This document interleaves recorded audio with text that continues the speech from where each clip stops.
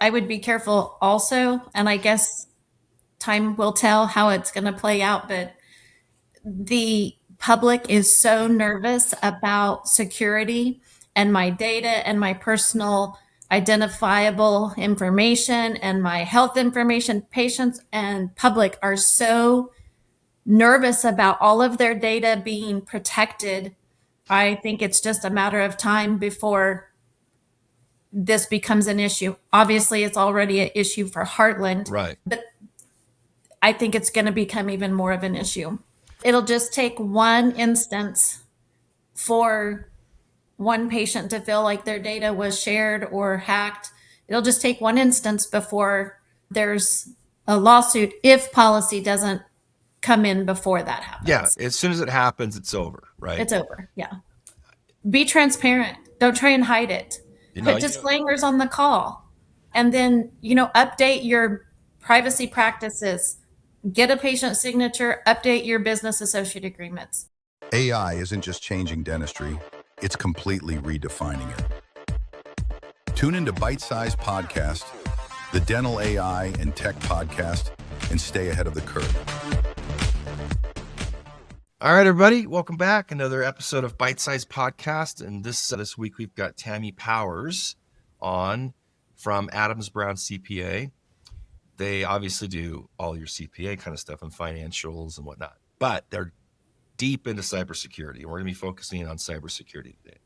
So, Tammie, before we get started, just give us a quick blurb on you, Adams Brown, and kind of what you guys do really quick. Okay, so at Adams Brown, we have multiple divisions. We have a healthcare division. We also have a technology division. The healthcare division works with all kinds of healthcare clients, doing CPA, financials, all that. We also do some advising to help clients become more productive. But we do technology and cybersecurity things so that we can keep everyone safe and keep them all out of the news. Which we'll talk about here in a second. Right. News. So is all the services that you offer, how much, like if you were to do a pie chart, how much of it's cybersecurity and encryption, that kind of stuff, or tech versus, say, accounting or whatnot? I would say probably 30-40% is tech. Okay, so a big portion of what you're doing is, Big and I went through a lot of your blog and your website, and there's a ton of great articles on there about kind of cutting edge, really important information about cybersecurity, which is becoming more and more of an issue, especially with AI and a lot of the tech that's being developed now. So that's cool. How long have you been there? I've been there about 18 months. Oh, I thought you were there for longer. You're a baby over there. Where were you before that? I was a dental practice manager for 24 years with one doctor. It was a multi-doctor practice. And after that, I transitioned to working with dental clients and their technology. All right, well, that puts you in a good position to understand the dental practice and all of the issues and the dynamics of running a practice, which is chaos and drama most of the time, right? Many times it is. Right. Do you enjoy what you're doing now versus I love being what in a I do. practice? Yeah, I love what I do. I get to still be involved in the dental space. I get to help clients on, with their technology, with their reports, all of that information that they need help with. I get to help them. I love that part. That's good. It's interesting. I never knew I'd find myself in the dental industry and landed in it when we started my social practice, and we just ended up staying in the dental industry. And it was so objectively, the dental industry is full of really good people. And I don't say that to kiss up to everybody watching this, but dentists and dental team members are fairly intelligent. They're hardworking.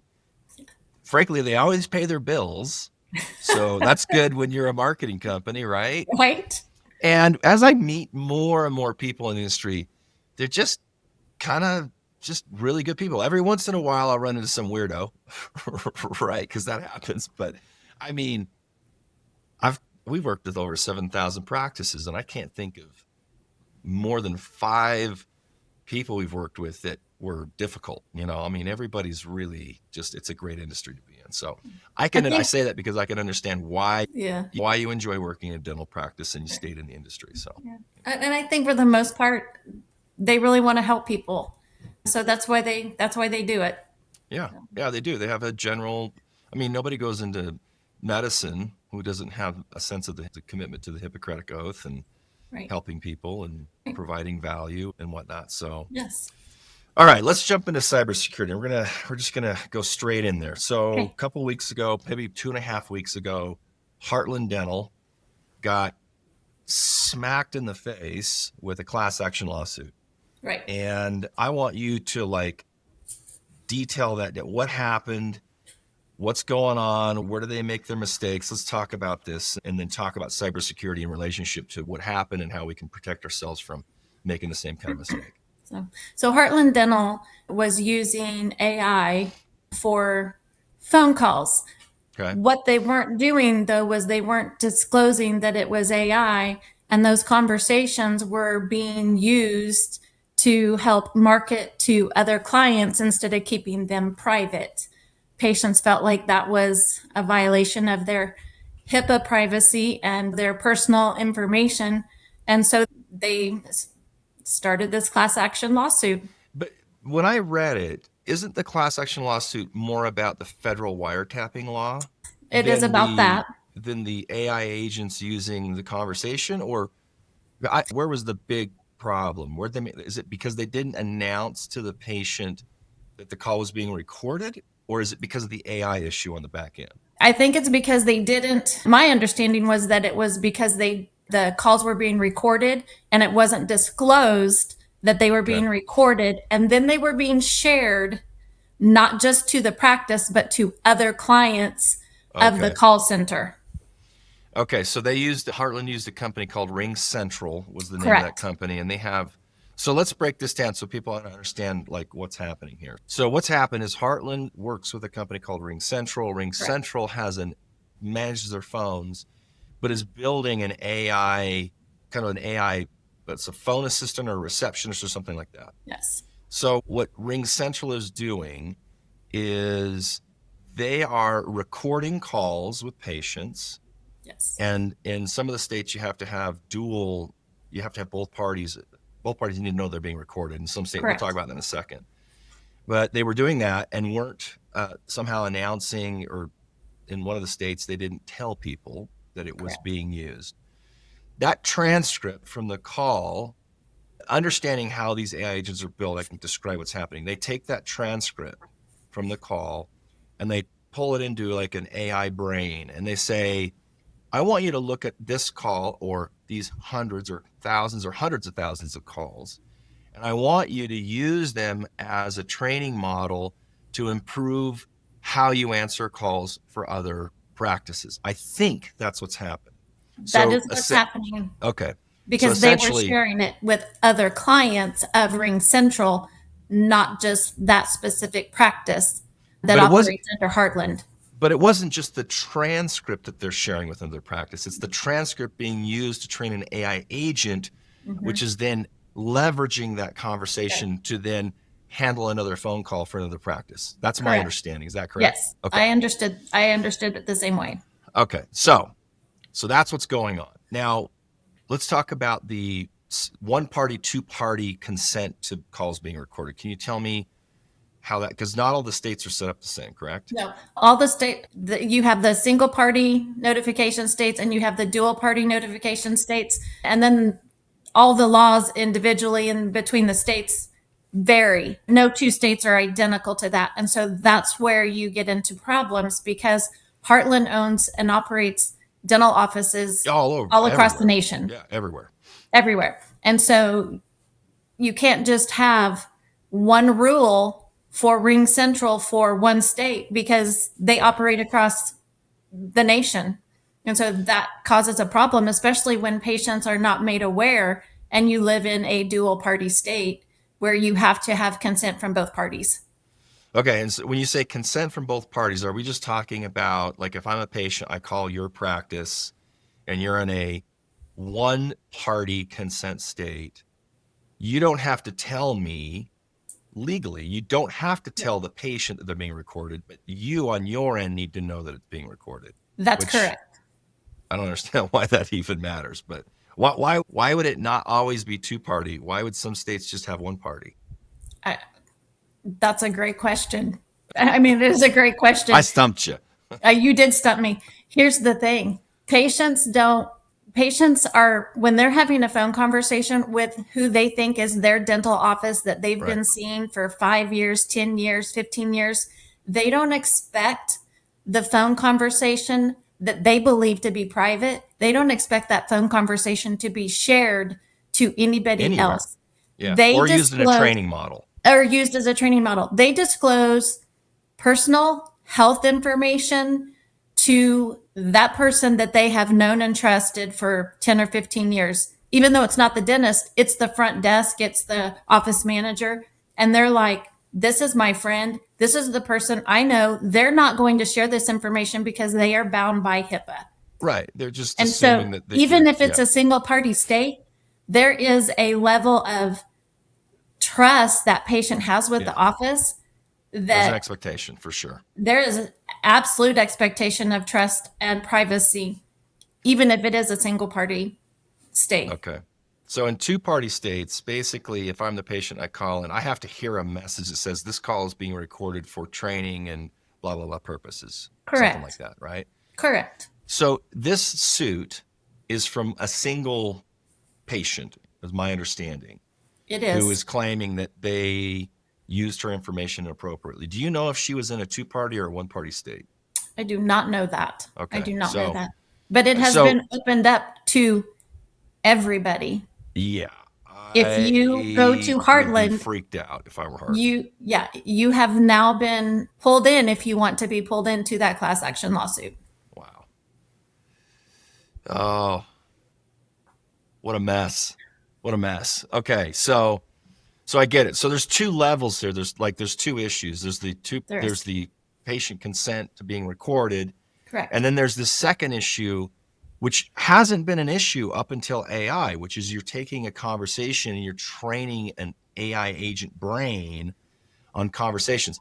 This wasn't possible 2 years ago. It hadn't been built. So this is a new conversation, a new issue where there's going to be legal precedents set. And are you on the side that you think that it's going to become an issue of using actual conversations? The data may not be being shared directly with consumers or anything else. They're just being used inside an AI agent software to train that agent on how to respond to conversations. Are you on the and there's not precedent set for that yet? Okay. Right. Is your prediction that it will not be allowed? I don't know if it will be allowed without consent prior to the patient know that's happening. So you think that the disclaimer on the call yes you think if they've got the disclaimer, that would set the precedent. If they're doing that, then they may be able to use the conversation for training purposes, which would probably cover AI agents. Right. And I think that if they're going to use it for training purposes, it's going to need to be stated that it's only for that individual practice, not across the board to every client across the nation. I think it'll be made so that it is just for that particular office. Got it. Any of the training. Okay. Yeah, I can see there's such a gray area in this. Like, what amount of information, even if you get consent. Right. Even if you get consent. See, if I call into a dental practice and I hear that consent message, this call is being recorded and used for training purposes. Right. That has meant in the past that it's being used for training purposes for that practice. Correct. Right? That's the assumption. Yes. There hasn't been any technology where you take the conversation and you use it anywhere else. Right. It's really just been used as internal training. So I would imagine that there's going to be some discussion around the idea of using the transcript from a call to train an agent an AI agent that's probably performing activities across the country. Its brain is influenced by the conversations. And so I could see it going either way. I could see it being that you always have to get, you have to make the disclaimer when a patient calls in, but there's going to be some policy to align the training of AI agents based on actual patient calls. I think that there might be a problem there.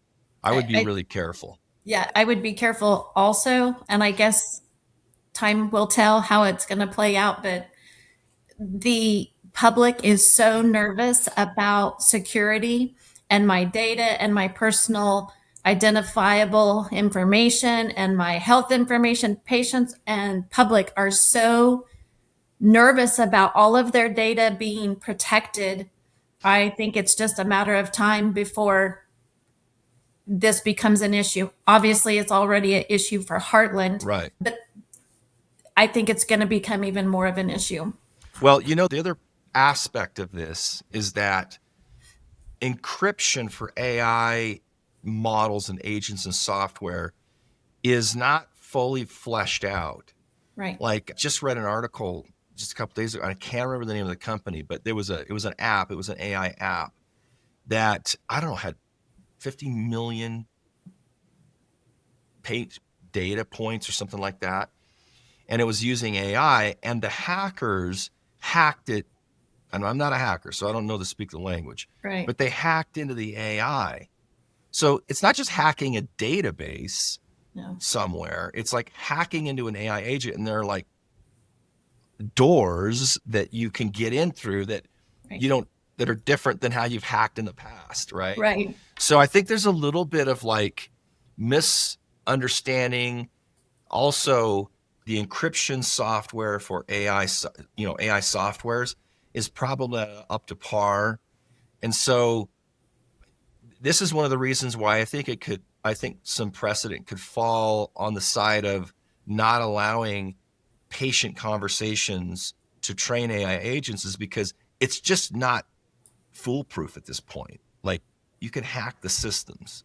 Right. So I think that there might be some concern from policymakers that, hey, we're going to just cut this off right now until we are sure that patient data cannot be hacked more easily through an AI system than a traditional database or something like that. Right. I'm just speculating here, but I think that could possibly be an issue. It'll just take one instance for one patient to feel like their data was shared or hacked. It'll just take one instance before there's a lawsuit if policy doesn't come in before that happens. Yeah, as soon as it happens, it's over, right? It's over, yeah. When it comes to AI receptionists for dental, I won't mention the company, but I know of at least one company that is building their AI agent this way. At least that's the conversation I had with the owner, that they're taking patient phone calls, and they're using those phone calls to train their agent, which it's the same thing that RingCentral is doing. And I hope that person hears this by this podcast, because I would not build my agent that way. There's just obviously too much liability. Too much liability. Too much liability on multiple levels. So a dental practice is wanting to get involved in AI. Okay. And there's a lot of different tools out there. There's diagnostic tools. There's the phone receptionist. There's insurance verification. There's note taking, blah, blah, blah. There's a whole bunch of them. There's all sorts of products landing on the market faster than you can keep up with it. What do you think is the minimum kind of requirement that a practice needs to do in order to make sure that they protect themselves if they're using some kind of an AI tool? Number one, if it's like a phone assistant, like a front office AI assistant, there needs to be a disclaimer at the beginning of the call. Number one, patients need to be made aware. Irregardless if it's a one party or two party. It does not matter. Okay. Put the disclaimer at the beginning of the call. Okay. The second thing is the patient's the office privacy practices need to be updated and disclose that we use AI assistant for phone calls, patient communication, that kind of thing. It needs to be worded in the office's privacy practices. Right. It also needs to be, if you're using an AI assistant software, you need to make sure you have a business associate agreement for that software so that they sign it. You're covered under HIPAA because you have had them sign that business associate agreement. So liability can pass through to the software company rather than Yes. you. Okay. We need to make sure that patients are given a copy of the patient privacy practices, and we need a signature on that from the patient so they are aware, yes, we use AI for patient assistance on phone calls or patient communication, front office operations, things like that. Get a signature so that you can say they were informed. We have a signature. They were given a copy of our privacy practices so that the office is covered under that. Okay. Privacy practices updated with AI information. Yes. Hey, I got a little thumbs up. Yeah. See a little thumbs up there? All right. Yeah. Disclaimer at the beginning of the call. Disclaimer at the beginning of the call. Updated privacy practices. That has to be listed on the website, on the home. It has to be like I remember when we started building websites a few years back, we had to go through this whole process of figuring out exactly where you can place that privacy practices. It needs to be visible, and you can't be embedded in a deep page. It has to be on the home page. You got to be able to click on it and just go right to it. Right. And then the language is very specific. So I'm glad you brought that up, because now we're going to have to go back to all of these websites of ours and update the privacy practices. I didn't even think about that, honestly. Okay. So privacy practice and a BAA. Yes. Okay. Yes. And you guys help with this kind of stuff, right? You guys help write privacy practices and BAAs. And we have some of those that are templates that can be used. Okay. We would advise them to, double check with their attorney. Obviously. Yeah. Obviously, just to make sure that it's worded that the attorney's happy with. But yes, we do have some of those. We have some templates. How would you feel like giving me your template for the privacy practices and the BAA, and we put it in a download so that anybody watching this can download the templates? Yeah, absolutely. I'd be happy to share that. All right. So if you're willing to do that, I'll make sure that in the show notes that we'll include a link to download those two documents. That's awesome. Thank you. Sure. Going back to Heartland. Yes. And this class action lawsuit, what do you think this is going to cost them? I think it's going to cost them a lot. I don't have a dollar figure. I know. I'm just super curious.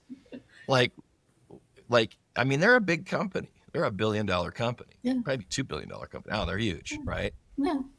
I would imagine that the attorneys are going to go for the jugular. So, but we don't know. There's no chatter online about what there's no chatter online. There's nothing documented as of yet about how it's going to play out. I imagine it's going to be pretty expensive for Heartland. So you mentioned before we jumped on, you mentioned that you saw an Apple. Yes. Apple's getting sued for this, about the same thing. Is that right? Apple is getting sued, a class action lawsuit, federal wiretapping case because of their use of Siri, because what it did is it inadvertently activated the recording, and conversations were being recorded and shared with other vendors. Okay, and Apple's tied into everything, so who knows who those vendors are. But exactly. So, and that case is actually supposed to go to court today to approve the $95 million payout. Wow. Yes. Wow. $95 million. That's a lot. $95 million. That's a lot of $1 million bills. It is. I hope that's not what Heartland's case is looking like. I mean, they're a smaller company, but sure. Yeah. I don't know that it's going to be 95 million. I hope not. Oh, geez. Okay. So we're not talking about $10,000 here. No. We're talking about big dollars for breaking big dollars. Yeah. It's a federal case. See. Yeah. Federal wiretapping case. So. Yeah. All right.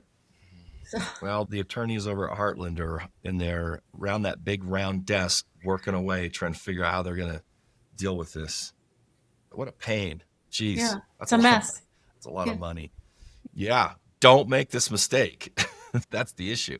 So So, how do you, I mean, we've talked about the BAA, the privacy practices, also getting the disclaimer on the calls. Let's say that you're back at the practice you used to work at for okay. 24 years. Okay. Yeah. I'm coming to you. I'm going to offer you a dental phone receptionist.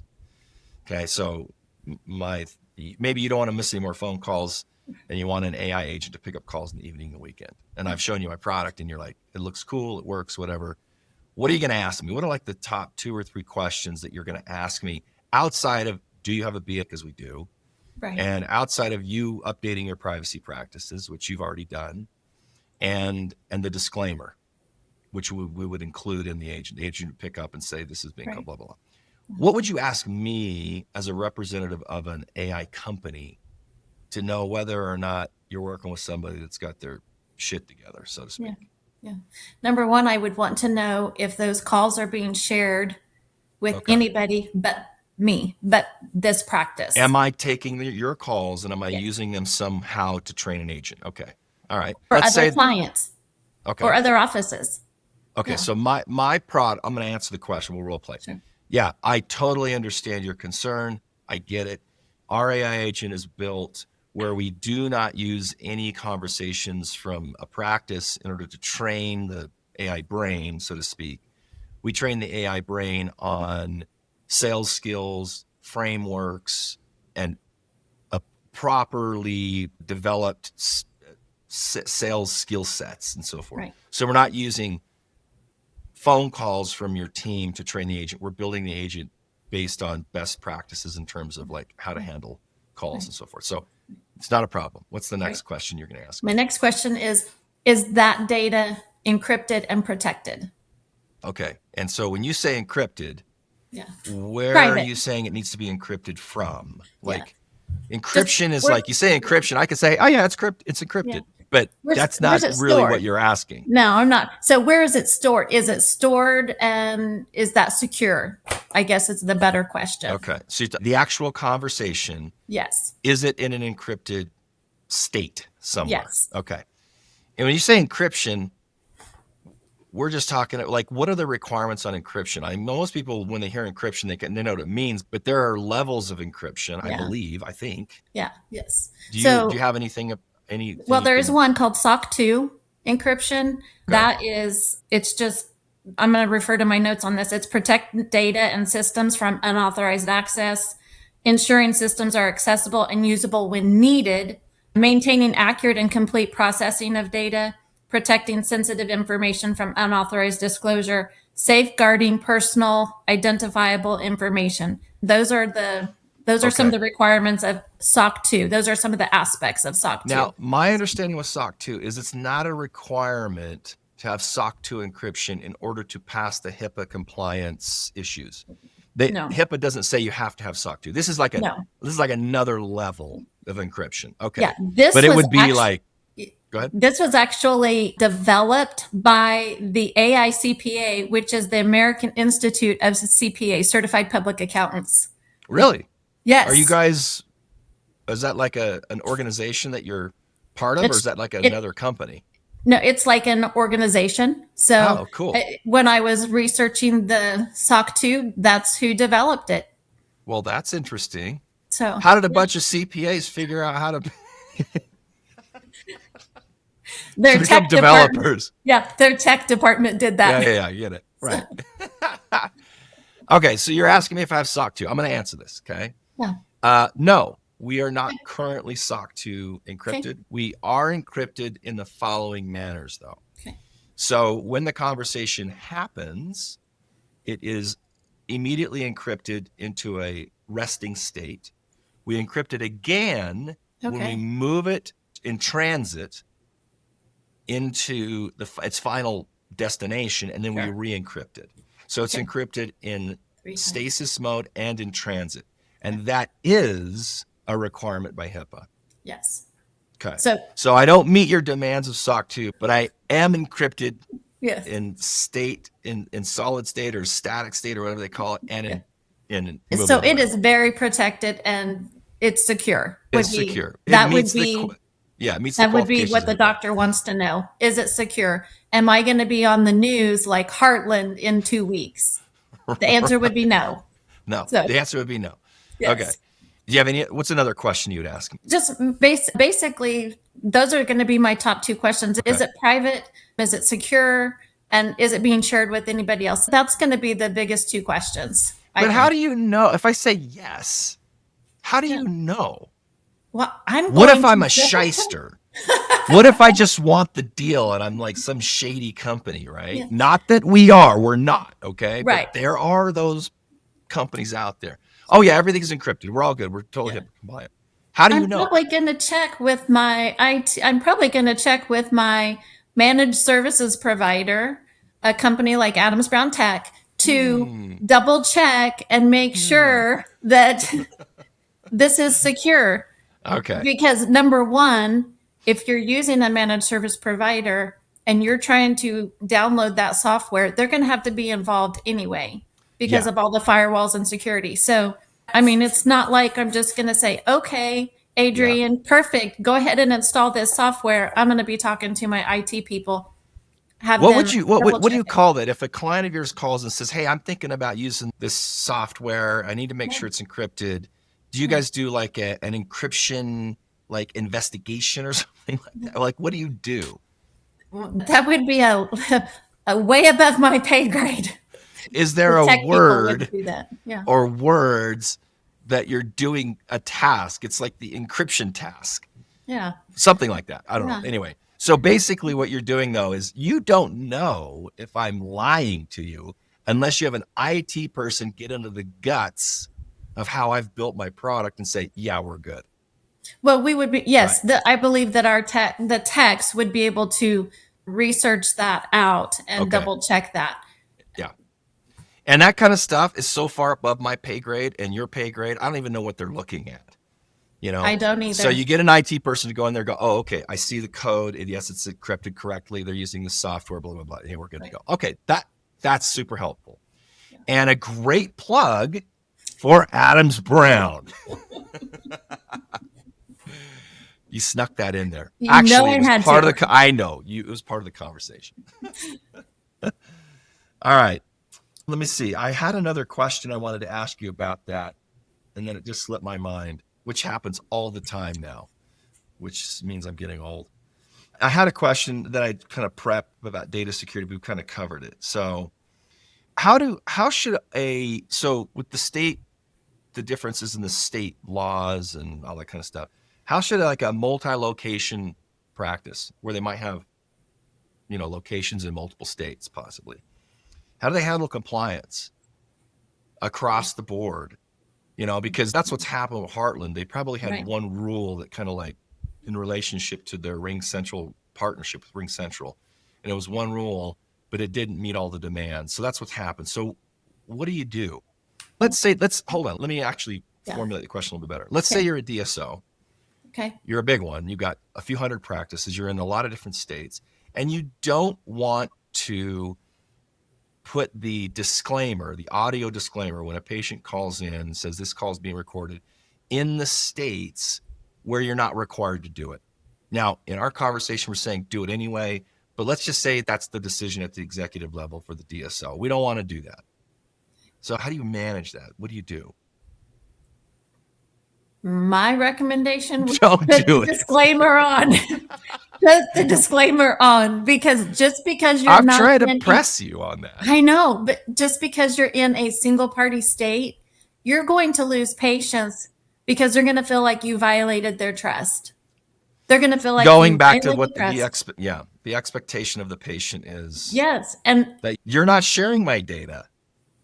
At the end of the day, this is about the patient. Yeah. And their expectation and the way they're perceiving the practice. Yeah. And if they find out, oh, they didn't put a disclaimer on because they didn't have to, I'm probably not coming back. Yeah. My expectation of privacy has been shattered, and I'm going to find a new office. Yeah. Just because you don't have to do something doesn't mean that you shouldn't. Is that what you tell your kids when you raised your kids? Probably. I could just see that conversation in the kitchen. Come here, Bobby. Sit down. Okay. Remember this. Right. Yes. So there's definitely going to be some precedent set with Heartland. What do you think of some of the AI regulations or technology regulations? How do you think they might shift? I think it's going to come across that you can't use conversations to train the AI agent. I think that's going to happen. You think it's going to Yeah. happen? Is it going to be 1 year, 2 years, 3 years? I mean, the way as fast as AI agents are moving, I think it's probably going to be sooner rather than later. Yeah, But I yeah. think that's going to be a precedent. And I think that they're going to mandate all of the disclaimers and, you know, Across patient, the board. the wording across the board for all of your, privacy practices. I think it's going to come across that it's going to be mandated, and the wording will probably be very, very specific because there'll be attorneys involved at that point. Yeah, and they like to write in ways that you don't understand. Absolutely. Let's be honest. Yeah. That only they can understand. Yeah. So that when you need to figure it out, they can bill you for another hour. Yes, because this is what it means. Yes, yes, and it's going to take at least 2 phone calls, Right. and 2 or 3 hours, and there's your bill. So with the privacy practices, my understanding is that the patient has to sign it. Yes. Okay. Well, that's not being done. Let's be honest. Rarely.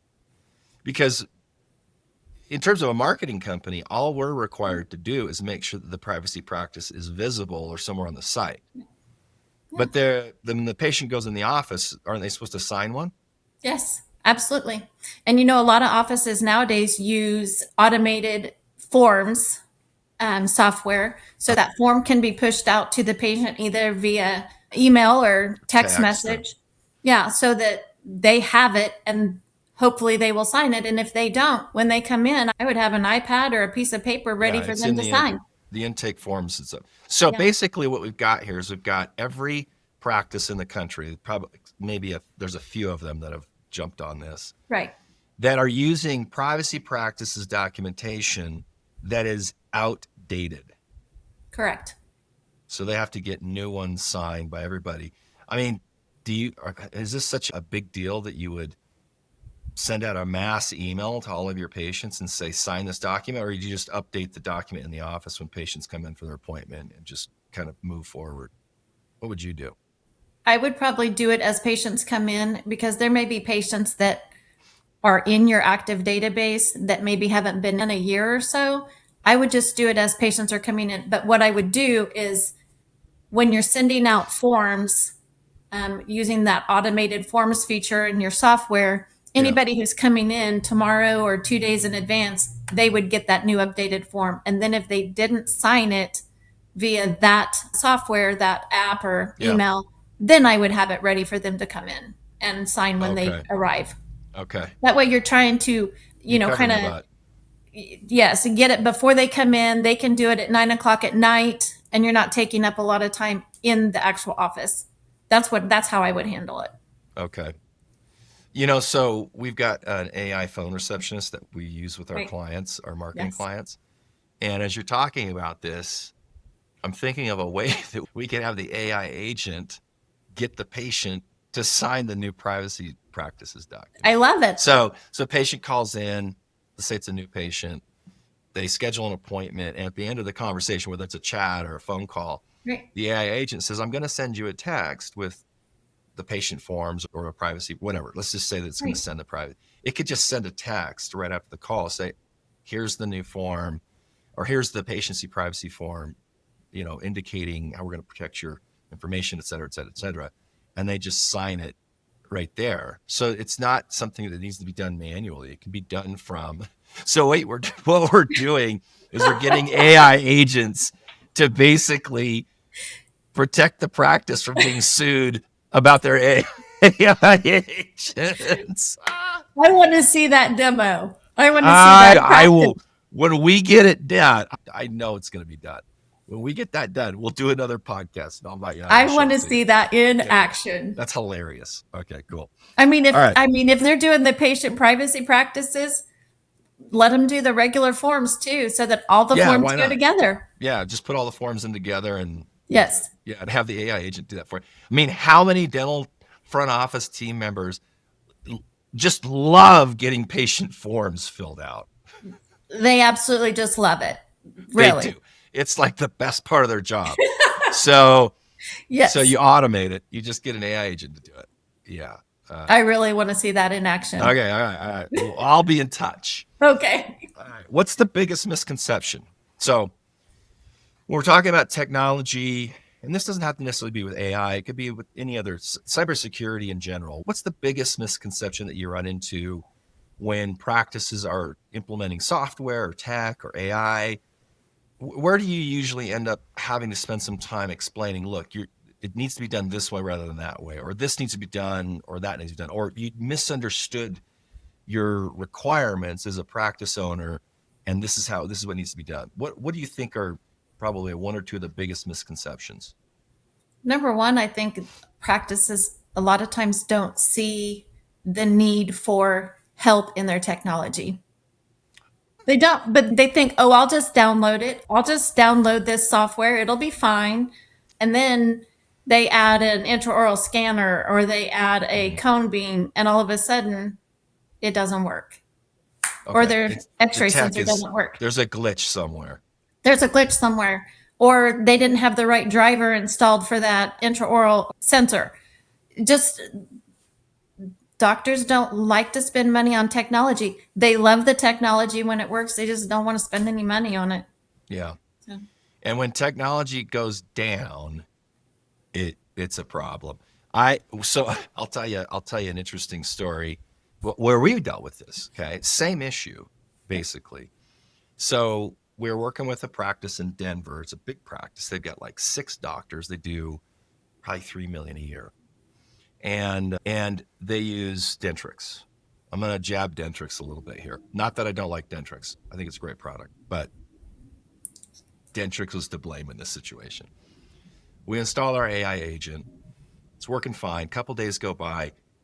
The system, their whole Dentrix shuts down. Just shuts down. Production for the day shot. They walked away from like $75,000 in production because everything was black. Screens go black, right? So we get a call from the doctor, livid. He's assuming, because we installed the agent a couple days ago, that the agent somehow shut the system down. Okay, it's kind of a slightly logical, way to think about it, right? Right. So we get our techie, geeky IT geniuses to dig into this, right? And there are 3 companies involved. There's us, that is about the agent. There's our API connection, which is the connection. Right. It's the software connection between our agent and the practice management system. And then there's the practice management system, which was Dentrix. Right. He hadn't updated. This took 2 months of everybody pointing fingers, right? Well, anyway, what ended up happening is we found out that he hadn't updated his Dentrix in like 7 years or something like my that. goodness. So it was like a really old version, and it was inevitable it was going to get shut down because it was going to turn off because something hadn't been updated. So Right. it ended up being an update problem. So it's more on the doctor's end of not doing what needed to be done to make sure that their softwares are up to date. And the blame could be placed on Dentrix for making sure that's happening, because doctors don't think about that kind of stuff. They're not thinking about updating software. Right. They're fixing people's teeth, right? So anyway, the complexity though of what you're looking at when you're going, is it the API connection? Right. Is it the software over here for the AI agent that sent something through that messed the system up? Yeah. Or is the system, the patient management system itself? I mean, it was like we had to have like 5 developers, 2 from our company, 2 from Dentrix, and 1 from the API company to figure it out. Yeah. It's like impossible. So anyway, to your point, even the software companies have a hard time keeping up and maintaining the IT, the complexity in IT. So if you're a doctor out there, I mean, I see why you would say get an IT partner, because if you're a doctor out there and you've got all this software in your Yes. practice and it's all talking to each other and it's all tied into different databases, and it just becomes just a mess of like whatever. It's like all out there in the, Right. in the cloud, and you don't know what's going on, right? So, obviously, if you're that doctor and you don't have some kind of support with IT, you're probably going to get your ass handed to you at some point, I would imagine. Yeah. Because even when you do have IT companies, it's still a problem. You still have to solve issues, and it takes Yes. time and energy, right? Yeah, that's absolutely true. And if it's a newer version of the practice management software that nobody has ran into yet, then, then You that's just when you're happen to talking be the lucky gal or guy that gets to figure out the problem. Yeah, right? you drew the short straw that time, and it's, but once it's figured out and documented, then it becomes easier to figure out the next time it happens. So Exactly. yeah. So we're all at risk of being hacked or systems breaking or whatever. And so, and the more that we move into a technological future, the more complex it's going to become. You're right.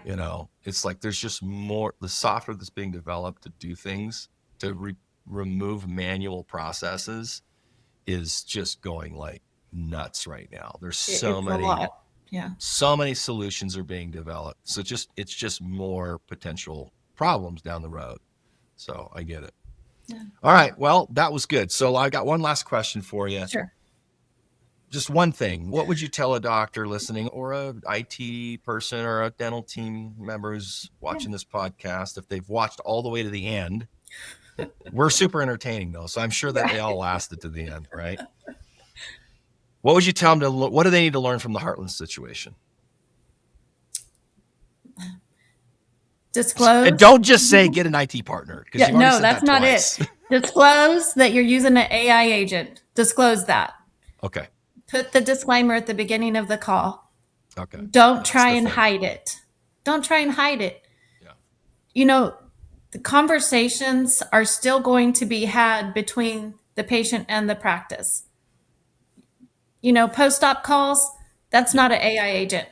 That's a human. That's a conversation. That's a human conversation. You have a very difficult treatment plan appointment coming up. That's a conversation. Yeah. The AI agents aren't here to replace your practice team members. They're here to take away some of those form fills. Yeah. What time does your practice open? Some of those simple questions, and answer them so that the team members in the office can focus on the patients in the office. But be transparent. Don't try and hide it. Put disclaimers on the call. And then, update your privacy practices. Get a patient signature. Update your business associate agreements. That was 3. Just reassure your patients. I only asked for 1, but you gave me 3. I know, but I gave it to you. I gave them all to you. All right. Well, we're going to put your templates in here so people can get the updated AI influenced privacy practices and BAA agreements. Yeah. I think the BAA that we've made and we sign, I don't think it has any AI information in it. I wrote it. Well, I didn't write it. An attorney wrote it about 3-4 years ago. And this is before ChatGPT hit. So oops. I'm glad we had this conversation. I think we're going to have to make some updates. Yes. All right. Well, thank you so much. Adams Brown CPA, Tammie Powers. You guys are awesome. I got to go out and speak for you guys a few months ago, and I want to come back. So invite me back. Okay, we will. It was a lot of fun that night. So yeah, it was good. It was good. Food is good too. I loved it. Yeah. Yeah. Anyway, so thank you for coming on. Yeah. And it's a pleasure. You have a wonderful weekend. Yeah. Take care. You too. Okay? See ya. All right. Bye. See ya. Thanks for listening to Byte Size Podcast. Tune in to stay up to date with everything dental AI and tech